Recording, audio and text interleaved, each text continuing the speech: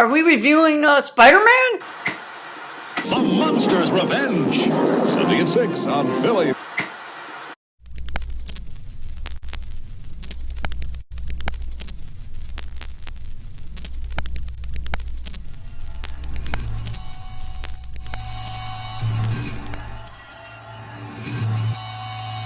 Welcome to episode 22. This is Shaun Spins, and I'm your host, Shaun. I hope everybody is safe and well out there. And what do we got going on? What's going on? What's going on here? It's the Shaun Spins Holiday Spectacular Event. Holiday spectacular event? Well, I don't really have a lot of holiday records and albums and CDs. I do have one. It's a little different. Episode 22 will be William Burroughs and Kurt Cobain, the priest they called him.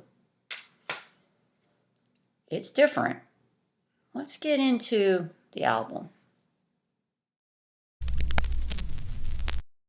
Well, no Spider-Man review today. As I said, episode 22, the Holiday Spectacular Event, will be the priest they called him from William S. Burroughs and Kurt Cobain.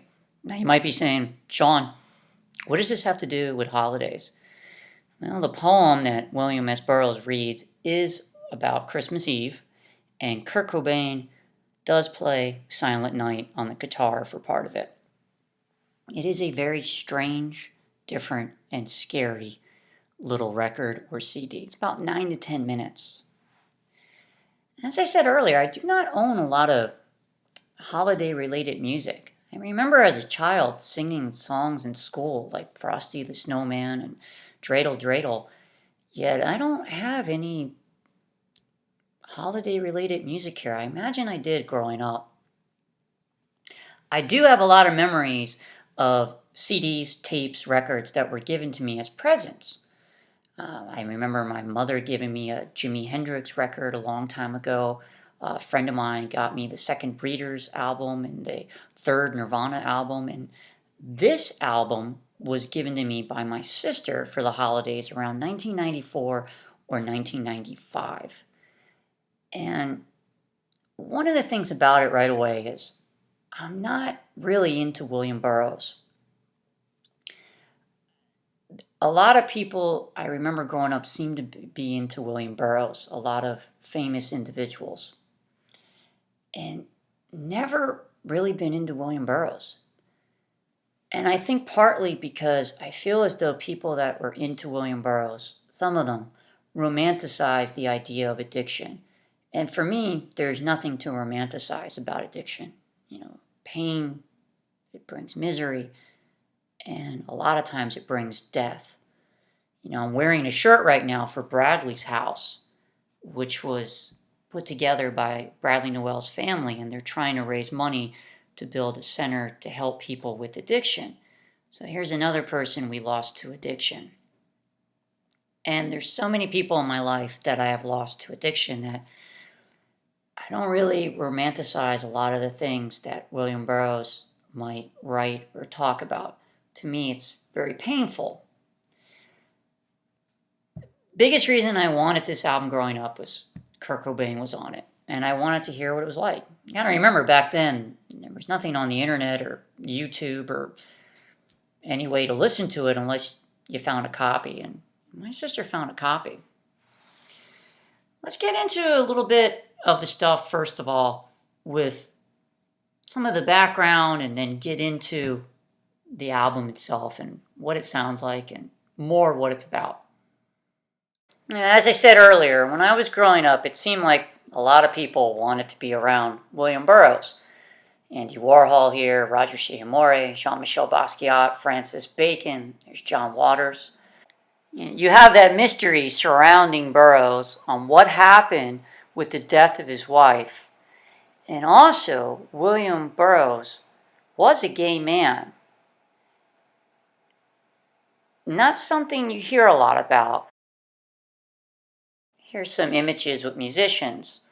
Madonna, Frank Zappa. We have the Police down there. There's Joe Strummer. There's Michael Stipe. There's Kim Gordon. Patti Smith up top.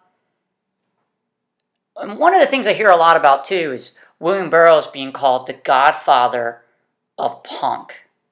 Now, to me, more of the person that is the godfather of punk that could be considered a writer would be Jim Carroll. There's Jim Carroll on the right with William Burroughs on the left. Also, just like with William Burroughs, I do not romanticize what Jim Carroll writes about with addiction because it's a horrible thing to have. And I'm glad Jim Carroll was able to get well. One of the other reasons, if I had to pick from the two writers, William Burroughs and Jim Carroll, like who would be the godfather of punk, I would pick Jim Carroll because Jim Carroll also made music. One of my favorite songs from Jim Carroll is called People Who Died. And it talked about people in his life that used substances and what happened to them. And it's quite traumatic. Yet it's telling a real story. It's not romanticizing it. It's telling what really happens. And it's sad. Now, another thing that gets me about William Burroughs is a lot of times I read William Burroughs being credited for the idea of cut-ups in writing. And what cut-ups is taking like a piece of writing, piece of type, and you cut it into 4 squares and you rearrange it. And the words go together kind of interesting where they connect to make new sentences. Now, why this gets me about William Burroughs is this was started by the Dada artists long before that they would do this idea of taking words and putting them together and maybe strips of words and putting them together to make things. And I even credit the Dada artists for the idea of Mad Libs. That game we used to play with the book that you fill in the words. Give me an adjective! Okay. Anyways, let's get more into the priest they called him. A little bit more of the story. It sounds to me as if you're sort of inspired by the beat writers too. Yeah, Especially Burroughs is Burroughs. the king. Yeah. I actually got to do a record with him, a 10-inch record. You are doing William. It's already out. Yeah, he did a passage from a poem called "The Priest They Called Him," and I played guitar in the background, just made a bunch of noise. What is this guy like? Just I don't know. I never met him. I could have talked to him the other day. I was supposed to. There was it was a set-up meeting for him to call me. Here are some images when Kurt Cobain did finally get to meet William Burroughs. And I do feel with Kurt that maybe a lot of Kurt liking William Burroughs comes from that idea of romanticizing addiction and substances. And as I said earlier, there's nothing to romanticize about it. The album was recorded separately.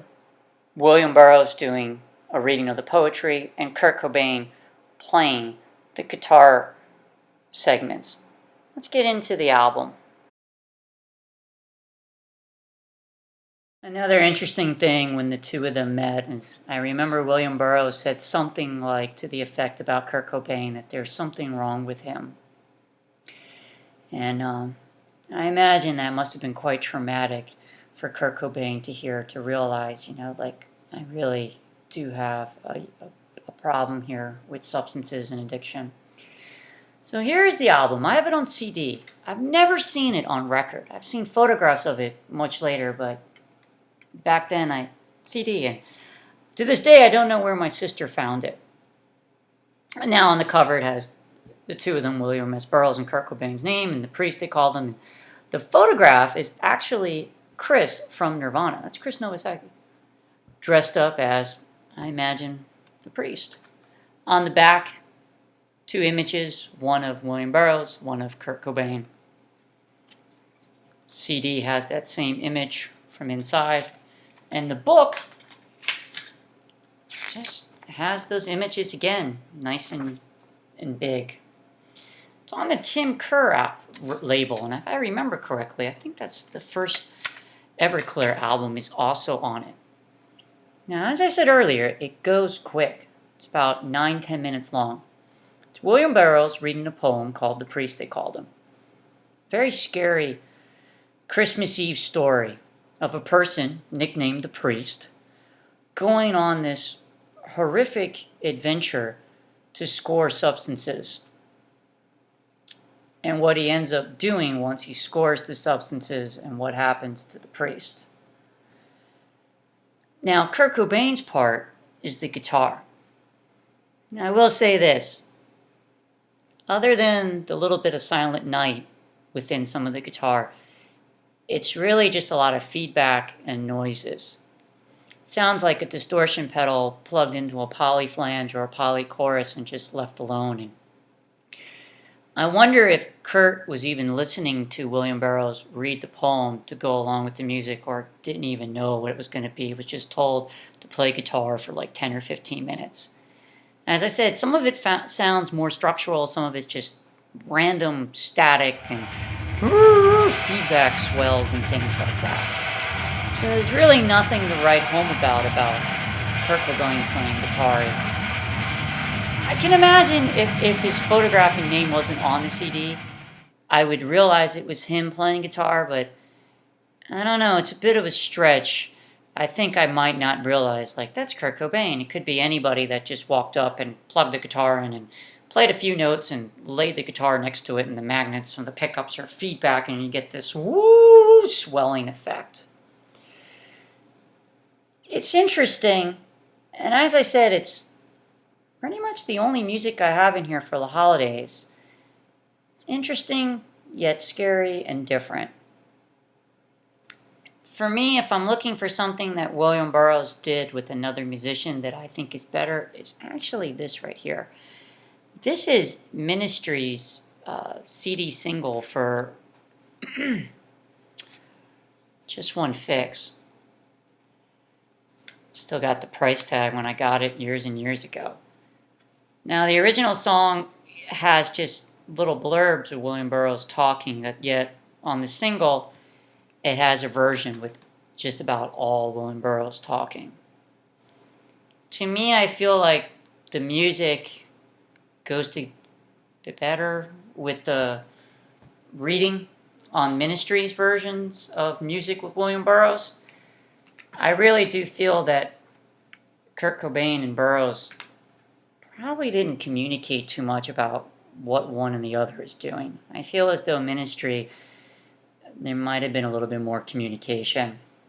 Yet again, I feel as though two of them were made with this idea of just romanticizing William Burroughs and wanting to work with the individual. It's not the greatest, and nowadays that it's free online and easier to find, I think more people would be exposed to it and not have to search for it like we did back in the day. If you're someone like myself that collects Nirvana things and Kurt Cobain, it's nice to have in the collection. Yet it's not something I listen to too often. I might listen to it once a year around the holidays, as I said, because the priest is going out on his adventure on Christmas Eve and Kurt Cobain playing that Silent Night little riff in between all the feedback. I also read one time that they said he's playing another song too, which I don't even recognize. It just, to me, it sounds like a lot of feedback. Well, that's about it for the holiday spectacular event. Hope everybody's doing well and safe, and hope everybody's having a great holiday. And just remember, if you're someone struggling with substances, there is help and there is a better way. And I wish everybody a great holiday, whatever you celebrate. And until next time, be nice to each other.